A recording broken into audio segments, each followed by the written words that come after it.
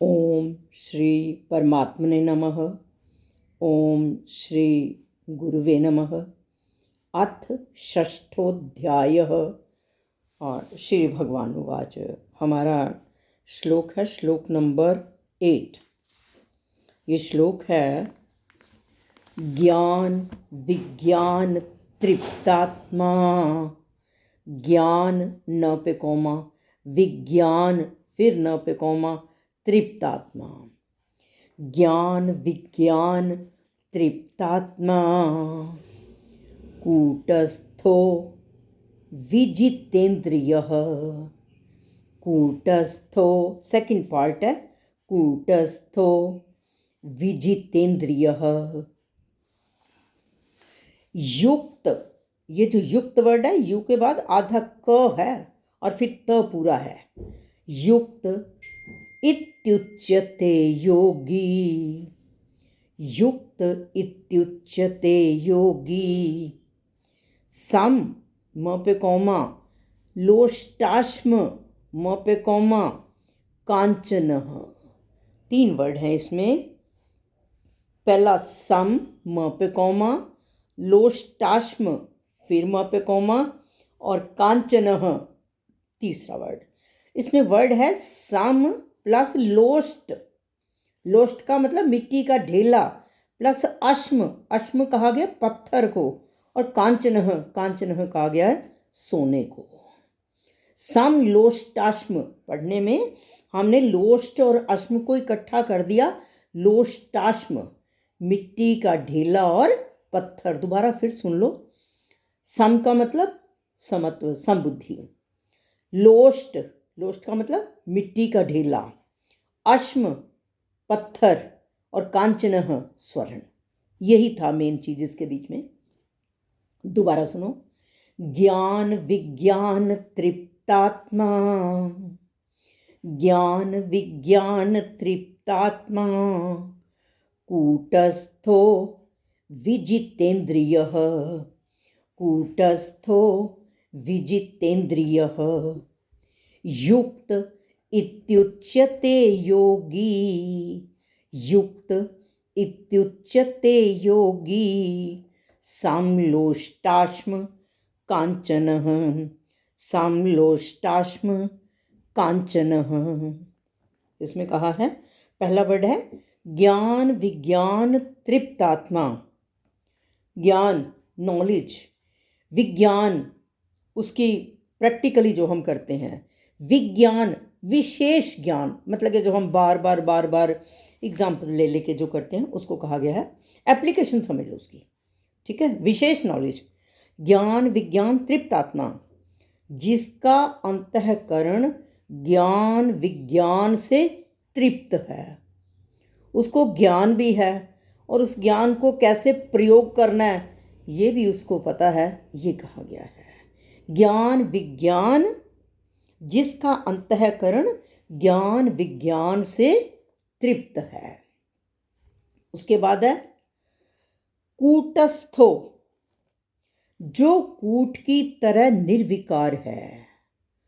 मतलब कि जिसमें किसी प्रकार का भी कोई विकार नहीं आता। पिछले श्लोक में उसे प्रशांत वर्ड कहा, शांत से भी ऊपर का, निर्विकार। यहाँ पर कूटस्थ बता दिया कि जो कूट की तरह है। कूट की तरह कहा गया यहाँ पर एक लोह पिंड, जो ये मोची यूज़ करते हैं, या जो सुनार है वो यूज़ करता है। एक तिकोना पत्थर का होता है, जो मोची है उसके ऊपर रख के अपने जूतों को सेट करता है।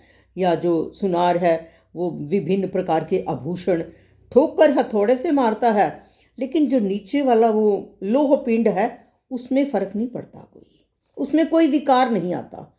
हथौड़ा तो फिर टूट जाएगा, उसकी डंडी निकल जाएगी या कुछ हो जाएगा, लेकिन वो जो नीचे 3 कोने वाला जो लोह पिंड है वो उसको कूट कहा गया है। तो यहाँ पर कहा गया है कि जो बिल्कुल कूटस्थ निर्विकार रहता है, कोई मान दे अपमान दे, लाभ हो हानि हो, यश हो अपयश हो, उसको कोई फर्क नहीं पड़ा, उसको कहा गया कूटस्थ।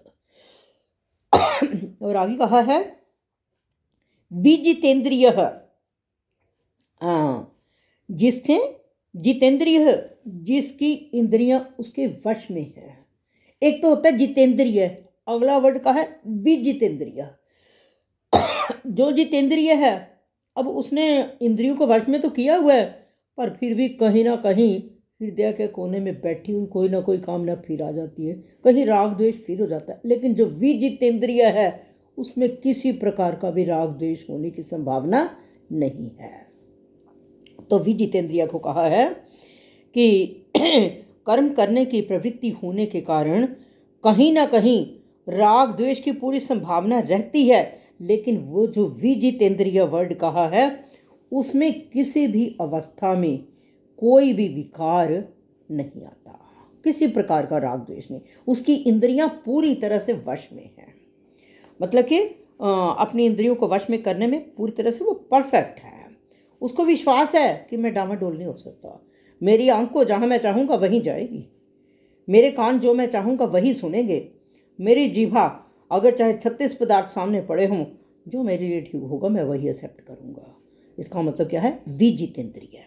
अब यहाँ पर कहा है जिसका अंतःकरण ज्ञान विज्ञान से तृप्त है, जो कूटस्थ कूट की तरह निर्विकार है, और तीसरा कहा है जो विजितेंद्रिय, पूरी तरह से जिसने अपनी इंद्रियों को वश में किया हुआ है। आगे क्या कहा है चौथे भाग में? समलोष्टाश्म कांचन, जो लोष्ट मिट्टी के ढेले, अश्म पत्थर, और कांचन स्वर्ण में सम बुद्धि वाला है। युक्त इत्युच्यते योगी, योगी ऐसा, इति योगी ऐसा योगी, युक्त इत्युते युक्त उच्यते, योग में आरूढ़ कहा जाता है कि पूरा वो योग में स्थित हो चुका है। फिर दोबारा पॉइंट्स देखो इसके। जिसका अंतःकरण ज्ञान विज्ञान से तृप्त है, दूसरा जो कूट की तरह निर्विकार है, और तीसरा जिसने अपनी इंद्रियों को पूरी तरह से वश में किया हुआ है। ऐसा जो योगी है वो मिट्टी के ढेले, पत्थर और सोने में सम बुद्धि रखता है, वह योगारूढ़ कहा जाता है। उसको पता है कि मिट्टी को कहाँ रखना है, पत्थर को कहाँ रखना है, और सोने को कहाँ रखना है। मिट्टी की अपनी इम्पोर्टेंस है, पत्थर की अपनी इम्पोर्टेंस है, और सोने की अपनी इम्पोर्टेंस है। जो मिट्टी है बिल्डिंग बनाने में काम आती है, जो पत्थर है वो भी बिल्डिंग बनाने में या लेंटर डालने में कहीं पर भी कहीं काम आता है, और फिर उनको हम बाहर ओपनली रख सकते हैं। लेकिन जो सोना है उसे संभाला जाता है। ये हमारे आभूषणों में प्रयोग किया जाता है। हमारी जो सुंदरता के लिए जो हम प्रयोग करते हैं, और इसके कुछ फ़ायदे भी हैं। जैसे हाथ में चूड़ी पहनी हुई है या कान में कुछ गोल्ड का कोई इयररिंग्स पहने हुए, उससे हमारे शरीर के साथ जो टच होता है उससे भी हमारा बहुत फ़र्क पड़ता है, हमारा शरीर निरोग रहता है। इसके बहुत से ऐसे कारण भी हैं, केवल एक सजावट ही नहीं है ये। तो ये कहा गया है कि जो व्यक्ति ज्ञान और विज्ञान से जिसका अंतःकरण तृप्त है, जो कूट की तरह निर्विकार है, और जिसने अपनी इंद्रियों को पूरी तरह से वश में कर रखा है, और जो मिट्टी के ढेले, फिर अश्म पत्थर और कांचन और सोने में समबुद्धि रखता है। इति योगी ऐसा योगी युक्तः उच्यते, युक्तः का मतलब योग में आरूढ़, योग में स्थित, उच्यते कहा जाता है। ज्ञान विज्ञान तृप्तात्मा कूटस्थो विजितेंद्रियः युक्त इत्युच्यते योगी समलोष्टाश्म कांचन। एक बार आपसे बुलवाऊंगी ये श्लोक, और सबसे पहले गुलशन मैडम आप बोलिए और थोड़ा सा इसका मीनिंग भी बोलिए। जी हरिओम। ओम श्री हरिओम जी। परमात्मने नमः। ज्ञान विज्ञान तृप्तात्मा कूटस्थो विजितेन्द्रियः युक्त इत्युच्यते योगी समलोष्टाश्म काञ्चनः। बिल्कुल इसमें ठीक। भगवान कह रहे हैं कि जो पुरुष जो योगी हैं वो परमात्मा को प्राप्त हो जाते हैं, उनका महत्व क्या होता है उसके बारे में बता रहे हैं।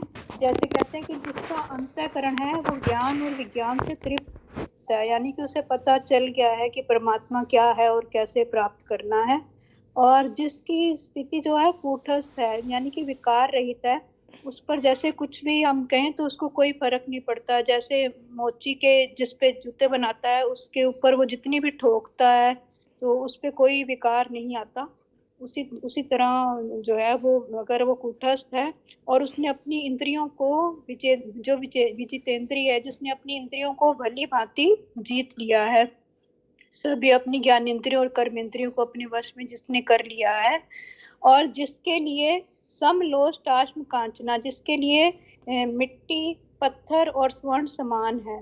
लेकिन इसका ये मतलब नहीं कि अगर वो स्वर्ण उसके सामने आए तो उसे फेंक फेंक देगा या करेगा, यानी कि उसको ये पता है कि किस चीज का क्या उपयोग है, कितना उपयोग है और कैसे करना है, उसे इन सब के बारे में पता होता है। वो ज्यादा उसमें अगर मान लो स्वर्ण आ गया तो लालच में नहीं पड़ता कि मैं मिट्टी फेंक दूं और स्वर्ण को उठा लूं। तो उसको जितनी जिस चीज की उपयोगिता है उतना ही वो उसका उपयोग करता है। और ऐसा जो योगी जो भगवान भगवान को जिसने प्राप्त, ऐसा जो जो भी जिस योगी के अंदर भी ऐसे सारे गुण होते हैं, इसका मतलब है कि वो योग युक्त है, यानी कि उसने परमात्मा को प्राप्त कर लिया है। बहुत अच्छा एक्सप्लेन किया, वेरी गुड। श्री कृष्ण अर्पणम अस्तु।